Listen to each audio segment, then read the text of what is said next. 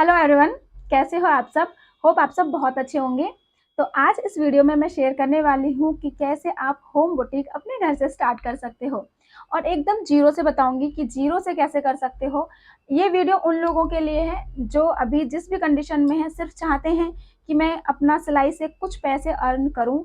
उन्हीं के लिए मैं बता रही हूँ जिनके पास अभी कोई सुविधा, कुछ भी ऐसा बजट लगाने के लिए नहीं है कि बहुत हाई लेवल पे स्टार्ट किया जा सके। तो मैं ये वीडियो स्पेशली उन्हीं के लिए बना रही हूँ जो जीरो से स्टार्ट कर सकते हो। और अगर आपके पास बजट है तब भी आप देख सकते हो और इसमें और बेहतर भी कर सकते हो। तो चलिए स्टार्ट करते हैं आज का वीडियो। और हमने रिसेंटली एक वीडियो भी अपलोड किया था कि सिलाई के काम से आप कैसे पैसे कमा सकते हो। तो अगर अभी तक वो वीडियो नहीं देखा है तो देख लीजिएगा, लिंक आपको डिस्क्रिप्शन बॉक्स में मिल जाएगा और आई बटन पर भी लगा दूंगी, वहां से भी आप देख सकते हो। सो गाइज, तो सिलाई का काम कहीं से भी शुरू करो, चाहे आप बुटीक मार्केट में ओपन करो चाहे होम बुटीक ओपन करो। सबसे पहला पॉइंट यही होता है कि हमें सिलाई आनी चाहिए, बहुत ही अच्छी कटिंग और स्टिचिंग आनी चाहिए।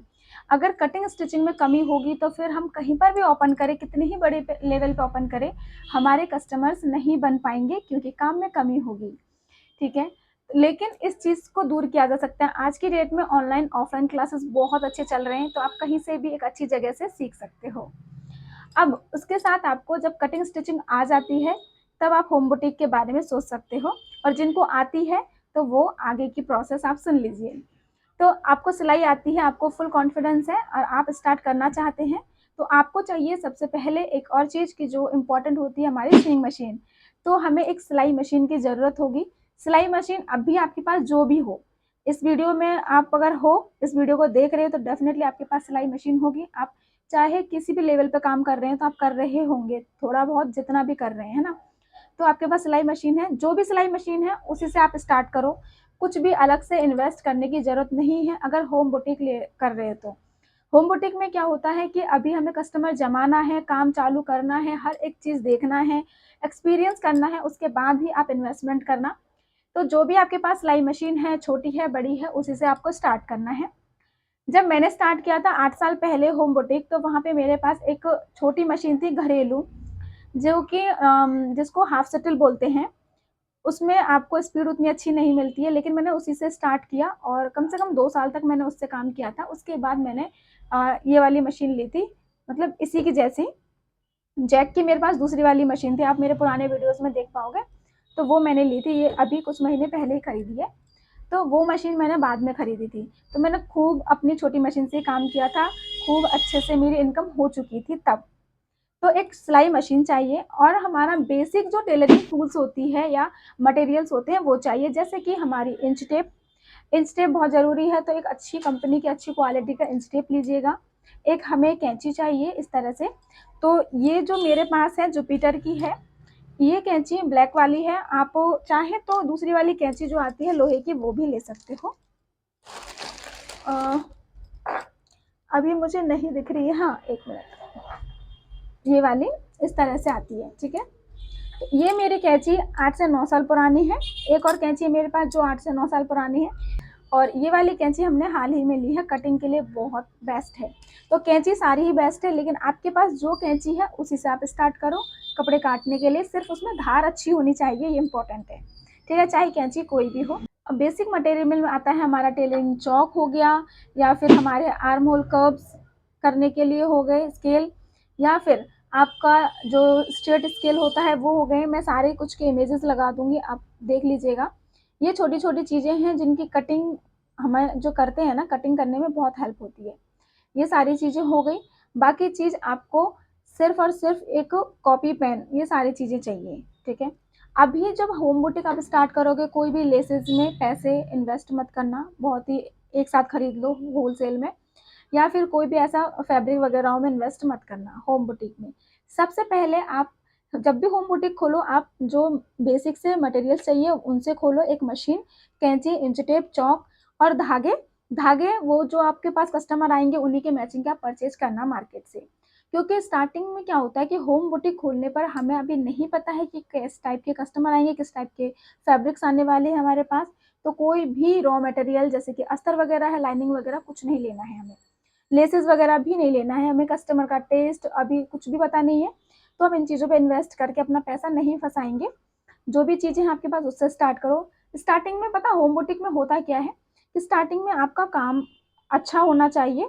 जो भी कस्टमर कपड़ा लेके आ रहे हैं उनका अच्छे से मेज़रमेंट लीजिए।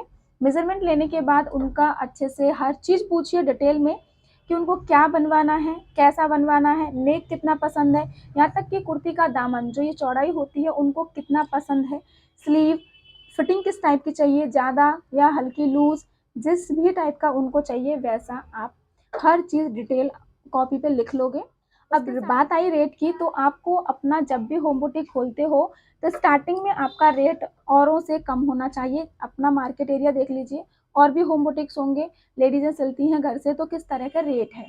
उनका टाइम भी इम्पोर्टेंट होता है कि वो बहुत पुराने टाइम से होंगे तो डेफिनेटली हाई रेट पे होंगे, तो क्योंकि उनके कस्टमर जमे हुए होंगे, तो आपको थोड़ा-सा रेट कम करके रखना है।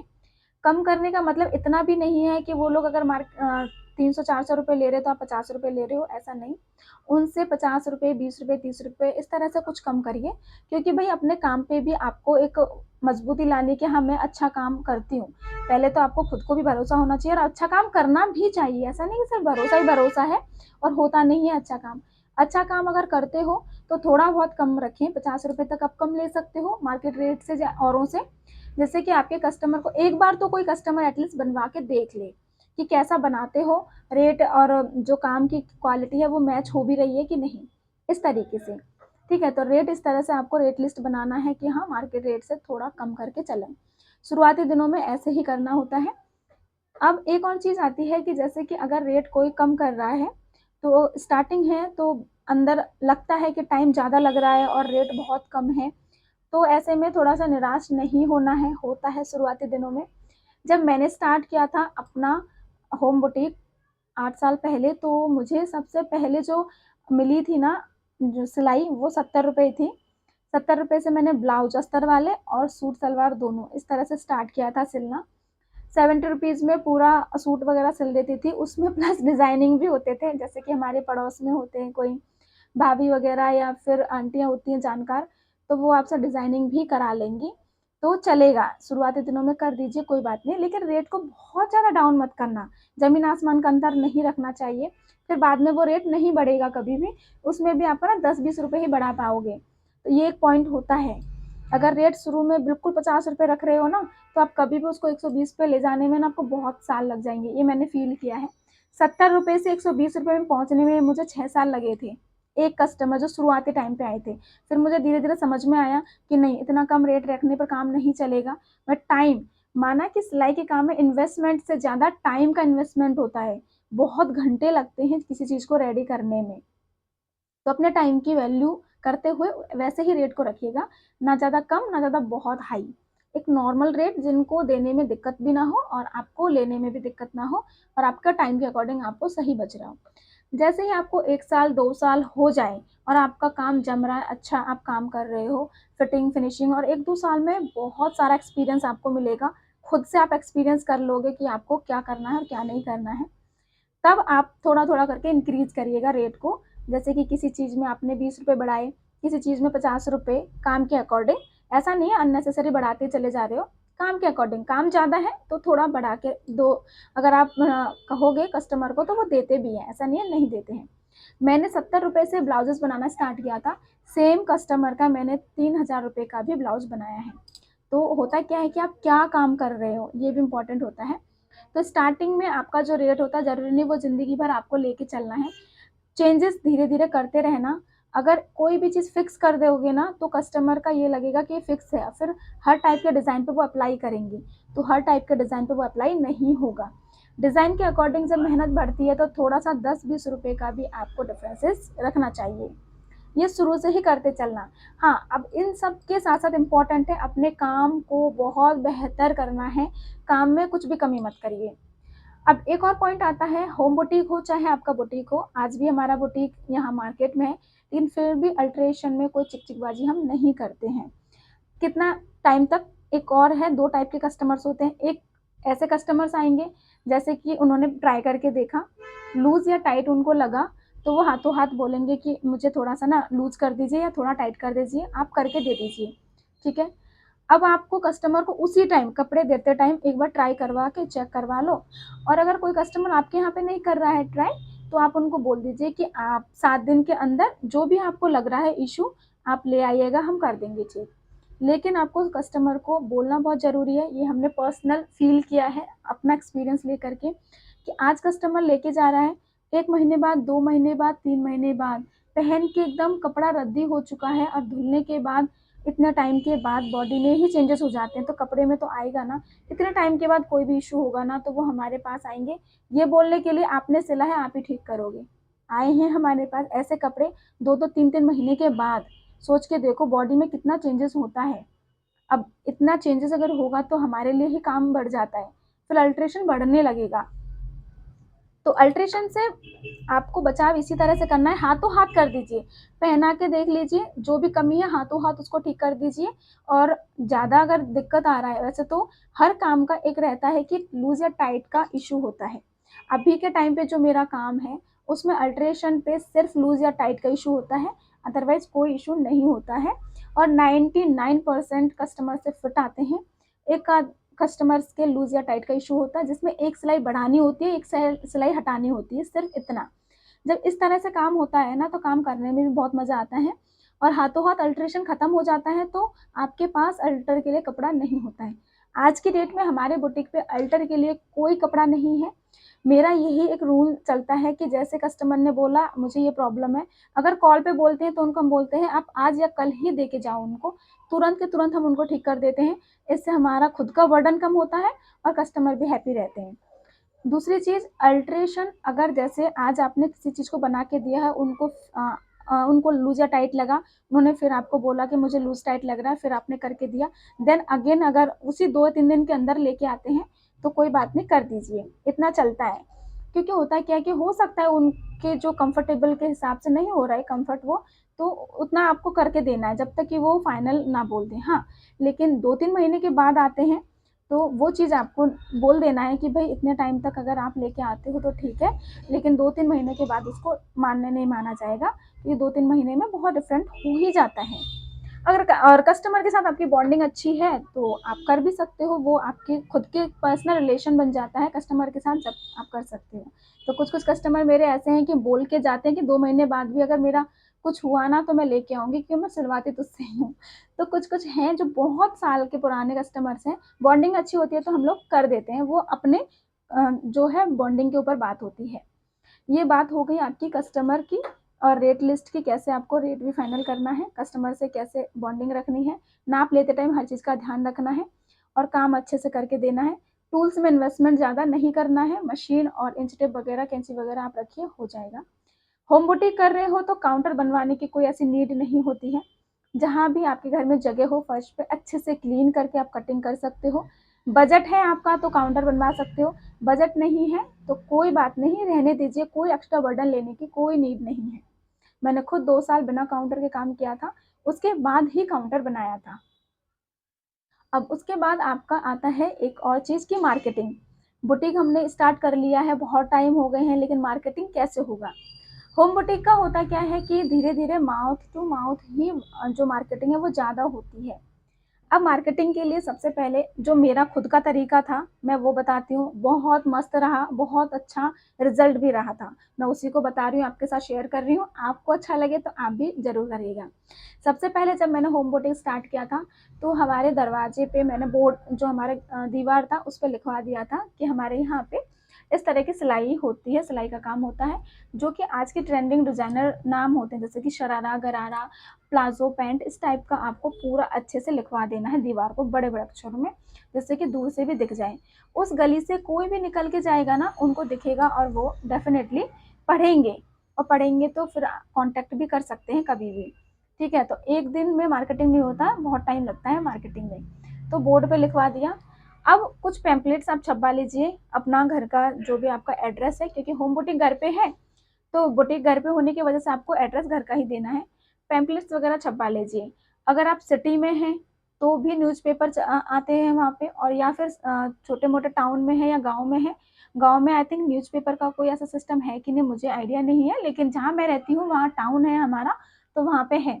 तो मैंने क्या किया था 1000 से 2000 पैम्पलेट मैंने छपवाए थे। छोटे-छोटे, और वो ज़्यादा कॉस्टली भी नहीं आए थे, उस टाइम की बात है, 800-900 रुपए में शायद हो गए थे, शायद कह रही हूँ क्योंकि मुझे अभी याद नहीं है। हाँ, बट पैम्पलेट डलवाने के लिए जो चार्ज मुझे लगा था वो 1000 रुपए के समथिंग आया था, जिनका वो न्यूज़पेपर था, तो उन्होंने पैम्पलेट डालने के लिए मेरे से 1000 रुपए लिए थे। तो 2 दिन में डलवाए थे मैंने, 2000 के समथिंग पैम्पलेट थे, आधे-आधे करके 2 दिन में डलवाए, और अलग-अलग एरिया में, पूरे टाउन में। तो उससे मेरे पास बहुत अच्छी इंक्वायरी आई थी, बहुत कस्टमर्स आए थे। उसके साथ मैं जहाँ पे शॉप पे जो मटेरियल से लेने जाती थी, जैसे कि लेस वगैरह, चॉक वगैरह, एक ही शॉप से मैं लेती थी। और जब ये बात मुझे बाद में अंदाज़ा हुआ, बाद में एक्सपीरियंस हुआ कि मुझे अलग-अलग शॉप से भी खरीदनी चाहिए। पहले मैं एक ही शॉप से लेती थी, तो मैंने उनको बोल के रखा हुआ था कि मैं सिलाई का काम करती हूँ, ऐसे-ऐसे हमारा काम है। तो वो भी किसी न किसी, कोई ना कोई तो पूछता ही है कस्टमर्स, दुकानदारों से, तो वो बता देते थे, तो फिर वहाँ से भी रेफ़र होके लोग मेरे पास आते थे। और ऐसे ही आप अलग-अलग दुकानदारों से सेम प्रोफ़ेशन के, जैसे टेलरिंग मटीरियल अलग-अलग दुकानदार रखते हैं, तो आप जाइए, कुछ-कुछ सामान हर किसी से लीजिए और उनको बताइए कि हमारा ये काम है, हमारा यहाँ पे होम बुटीक है और मैं इस तरह से सिलाई करती हूँ, हर टाइप की सिलाई करती हूँ, तो आप कैसी भी सिलाई आप करवा सकते हैं। कोई कस्टमर हो तो आप हमें बताइएगा। इसी तरीके से आपके जो कस्टमर है थोड़े-थोड़े बढ़ने लगेंगे, मार्केटिंग होने लगेगी। मार्केटिंग के लिए एक और तरीका होता है व्हाट्सएप। तो आज के डेट में व्हाट्सएप और फेसबुक पे कौन नहीं है, हर एक लेडी है।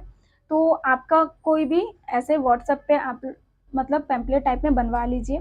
आज के डेट में बहुत सारे ऐप्स आते हैं, कैनवा वगैरह है, जिसमें आप छोटा-सा एक पैम्पलेट बना सकते हो खुद से, एडिटिंग वगैरह करके, कुछ लिख करके, जिसमें कि आप अपने काम के बारे में पूरा डिटेल लिखेंगे और उसके बाद व्हाट्सएप पे स्टेटस लगाइए, या फिर जितने भी आपके पास नंबर्स हैं लेडीज़ों के या आपके जानकारों के, उनके पास आप भेज सकते हो। तो उनको आप भेज दीजिए, सेंड कर दीजिए मैसेज, और धीरे-धीरे ऐसे ही जो आपके आस-पड़ोस में आंटियाँ हैं, भाभियाँ हैं, आपके जानकार लोग हैं, उनको आप बताइए कि हमने घर से सिलाई का काम शुरू किया है। तो वो आपको फिर एक बार मौका ज़रूर देते हैं, स्टार्टिंग में हर कोई आएगा, ठीक है? सभी आते हैं। ज़्यादातर मेरा जो मार्केटिंग हुआ था, मेरे बगल वाले आंटियों से हुआ था। वो हर एक चीज़ मुझसे सिलवाया करते थे, फिर धीरे-धीरे उन्होंने सिलवाने के साथ-साथ उन्होंने क्या किया कि है ना, जैसे कि उनको छोटी-छोटी राय चाहिए होती थी कि प्रीति देख, ये वाला कपड़ा मैं लेके आई हूँ, तो है ना इसके साथ क्या बनवाऊँ, क्या अच्छा लगेगा? चाहे वो मुझसे बनवाए, ना बनवाए, मैं उनको ज़रूर गाइड करती थी कि आप इसके साथ ये बनवाओ, या अलाइनिंग लगेगी, नहीं लगेगी, हर एक आइडिया देती थी मैं उनके साथ। तो मेरी बॉन्डिंग बहुत अच्छी रही है मेरी पड़ोस वाली आंटियों से, हमेशा से ही। तो वो क्या करते थे, चाहे वो खुद आए चाहे ना आए, कस्टमर ज़रूर लेके आते थे। तो मेरे पास इस तरह से बहुत कस्टमर आते थे। हमारे यहाँ पे मंदिर हैं बहुत ज़्यादा, तो मंदिर में जब आंटियों से कॉन्टैक्ट रहता है ना, तो मंदिर में लेडीज़ आपस में बहुत मिलती हैं, तो वहाँ पे आपके पास एक ऑप्शन होता है, वो लेडीज़ें अगर बॉन्डिंग अच्छी होगी ना आंटियों से, पड़ोस वालियों से, तो वो ज़रूर बताएँगे कि हमारे बगल में, हमारे घर के बगल में है, बहुत अच्छा सिलती है, तो ऐसा करके फिर कस्टमर वहाँ भी आते हैं। तो इसीलिए अपने पड़ोसियों से अगर 2-4 पैसे कम भी लोगे और अच्छा बना के दोगे ना, कुछ डिज़ाइन वगैरह एक्स्ट्रा में कर दीजिए, तो वो आपकी फ्री में ही मार्केटिंग कर देंगी। मेरी सबसे जो 2 आंटियाँ हैं, मतलब हैं वो आज भी, लेकिन मैं अब वहाँ नहीं रहती हूँ, तो शादी के बाद मुझे चेंज होना पड़ा है, मेरी जगह छूट गई है इसलिए। लेकिन वो क्या करती थी मुझसे, मतलब जो भी बनवाती, तो मैं उनकी आंटी तो फैशनेबल नहीं पहनती थी, उनकी बहुओं के कपड़ों में ज़रूर मैं कर देती थी, तो जिससे कि मेरी मार्केटिंग फ्री में हो जाती थी। वो ज़रूर बोलती थी कि है ना, वो बहुत अच्छा सिलती है। तो ऐसा करके मेरे पास बहुत कस्टमर आते थे, तो मैं कभी फ्री नहीं रही हूँ। भगवान की कृपा से हमेशा काम रहा है, चाहे मैं होम बुटीक कर रही हूँ, चाहे मैं मार्केट में कर रही हूँ, कैसा भी कर रही हूँ, लेकिन मेरे पास हमेशा बहुत अच्छे कस्टमर रहे हैं। तो ये छोटी-छोटी चीज़ें होती हैं जिनको फ़ॉलो करना है, और सबसे बड़ी बात है पेशेंस। कभी भी आज आपने ओपन किया और आपके पास कस्टमरों की भीड़ नहीं होगी, ऐसा कभी भी नहीं होता है। पेशेंस रखना है, अच्छा काम करना है और धैर्यता से चलना है। इसलिए होम बुटीक के बारे में बोल रही हूँ, जिसमें कि आप लोगों का इन्वेस्टमेंट कम से कम होगा। अब होम बुटीक के फ़ायदे और नुकसान के बारे में जानते हैं। होम बुटीक का फ़ायदा सबसे ज़्यादा ये होता है, रेंट आपका बच जाएगा। मार्केट में बैठोगे, रेंट आपका शॉप का होगा, फिर बिजली का होगा, ठीक है? लेकिन आप घर से कर रहे हो तो घर में आपको रेंट नहीं देना है। अगर आप रेंटल रूम में रहते हो, रेंटल हाउस है आपका, तो एक ही रेंट पे आपका वो हो जाएगा। अगर आपका भगवान की कृपा से खुद का है तो बहुत अच्छी बात है, फिर तो आपको कुछ भी नहीं देना है, ठीक है? तो मेरा जो होम बुटीक था वो हमारे खुद के घर में था, तो वहाँ पे मेरा सब कुछ बच जाता था, ना रेंट और ना बिजली। तो मुझे कुछ नहीं देना होता था, तो वो बहुत ज़्यादा प्रॉफ़िटेबल हो जाता है बिज़नेस वहाँ पे, क्योंकि बिजली का कोई बिल नहीं आता था। सोलर पैनल थे तो बिजली का बिल ही नहीं आता था हमारा, तो उसकी वजह से बच जाता था। बाकी हमारा खुद का होने की वजह से रेंट भी नहीं होता था। तो मेरा बहुत सारा खर्चा, मतलब 5-6 हज़ार महीने के एक्स्ट्रा बचते थे इसी वजह से। तो होम बुटीक का फ़ायदा है, आपका कोई भी रेंट नहीं जाएगा। बिजली का बिल, हाँ, अगर आप मोटर वाली मशीन यूज़ कर रहे हैं, लाइट वगैरह करोगे, बिजली का बिल आएगा, ठीक है? तो वो फिर भी घर के अंदर बहुत कम हो जाता है, बहुत खर्चा बच जाता है। और दूसरी चीज़, आप अपने परिवार के साथ-साथ अपना काम कर सकते हो, अपने फैमिली को भी हैंडल कर पाओगे और काम को भी करोगे। शुरुआतों में होता क्या है कि इतना काम नहीं आता है कि बिल्कुल फैमिली पे ध्यान ना दे पाएँ, तो या फिर सिर्फ़ काम में ही लगे रहें। तो शुरुआती दिनों में बहुत अच्छा रहता है होम बुटीक खोलना। थोड़ा जितना काम आया उसको किया, फिर अपने फैमिली को भी देखा, तो मैनेज हो जाएगा। जब आपका काम बहुत ज़्यादा बढ़ने लगे तब आप फिर उस हिसाब से मैनेज कर सकते हो, वो तो फिर बाद की बात है, वो कर लोगे, सबको आइडिया आ जाता है इतना करने के बाद। ये तो फ़ायदे होते हैं। होम बुटीक का नुकसान ये होता है कि अगर आप मार्केट में बैठते हो तो मार्केटिंग जल्दी होती है, लोगों को ज़्यादा पता रहता है मार्केट के अंदर, और घरों में थोड़ा टाइम लगता है, बस इतना ही है ड्रॉबैक। बाकी अच्छा काम करोगे तो हर जगह पैसे हैं, भले ही मार्केट से 50-60 रुपए कम मिलेंगे, लेकिन फिर भी है, बहुत अच्छा है। 50-60 रुपए अगर मार्केट से कम भी मिल रहे हैं ना, तो वो भी कोई बड़ी बात नहीं है, क्योंकि आपका रेंट तो देना ही नहीं है आपको, तो फिर वो एक ही बात पड़ा ना, क्या फ़र्क पड़ गया, ठीक है? लेकिन काम अगर अच्छा कर रहे हो, काम आ रहा है, मंथली अच्छी इनकम कर रहे हो और घर भी सँभल रहा है, तो इससे अच्छी तो कोई बात ही नहीं हो सकती। तो आई होप आपको ये कुछ पॉइंट्स अच्छे लगे होंगे, पसंद आए होंगे। मैंने खुद का एक्सपीरियंस शेयर किया है। मैंने ऐसे ही स्टार्ट किया था और आज बहुत अच्छी कंडीशन में हूँ, भगवान की कृपा से। और आप सबने शुरू से ही देखा भी होगा, 5 साल से मेरे वीडियोज़ हैं, तो आप देख भी रहे होंगे कि किस तरह से स्ट्रगल करते हुए यहाँ तक पहुँची हूँ, और आज भी स्ट्रगल जारी है। तो ऐसे ही है, हर किसी के लाइफ में स्ट्रगल भी रहेगा। होम बुटीक अगर आप शुरू कर रहे हो तो स्ट्रगल भी रहेगी, पेशेंस रखना होगा और अपना काम भी अच्छे से करना होगा। So thank you so much इतना सुनने के लिए मुझे। और आपकी क्या राय है इस मामले में कि आपको और क्या लगता है कि क्या क्या और स्टेप्स हो सकते हैं जो हम कर सकते हैं, और क्या अच्छा बेहतर आइडिया है, तो वो मुझे कमेंट सेक्शन में ज़रूर बताइएगा। So thank you so much for watching this video. मिलेंगे हमारे नेक्स्ट वीडियो में, तब तक के लिए बाय बाय।